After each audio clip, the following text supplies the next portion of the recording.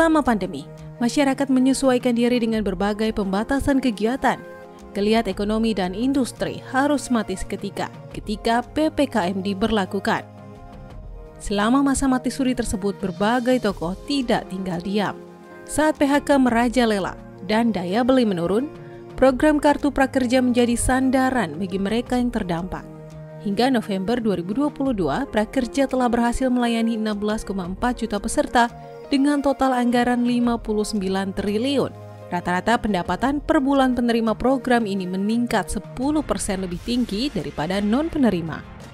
Atas perannya menyediakan sekoci darurat bagi ribuan pekerja terdampak pandemi di Indonesia, Kata Data memberikan penghargaan kepada Denny Puspa Purbasari dan Hengki Mardogan Sihombing, tim manajemen pelaksana program Kartu Prakerja.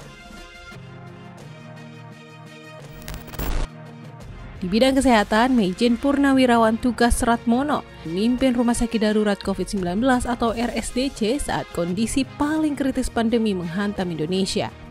RSDC Wisma Atlet sempat menghadapi ledakan pasien hingga 7.167 orang pada 30 Juni 2021 karena varian Delta.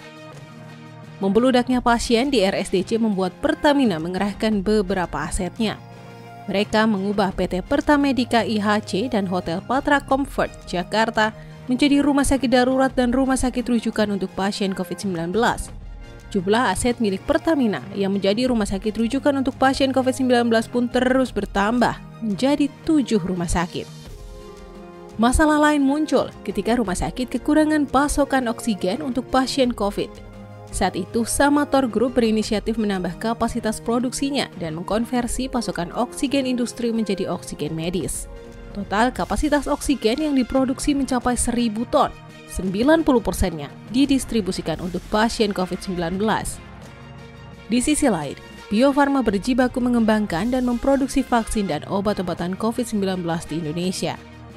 Kata Data memberikan penghargaan kepada Maijen TNI Purnawirawan Tugas Ratmono, Pertamina, Samator Group, dan Honesti Bashir atas dedikasinya memastikan penanganan pasien COVID-19 secara maksimal. Sebagai upaya tracing dan meminimalisir penyebaran COVID-19, pemerintah mewajibkan menggunakan aplikasi Peduli Lindungi di ruang publik pada September 2021. Pengguna tertinggi mencapai 105 juta saat itu. Seti Haji, Faisal Jumadi, dan Izak Jenny adalah orang-orang di balik pengembangan aplikasi tersebut. Kebijakan PPKM membuat kebiasaan masyarakat berbelanja ke pasar terhenti.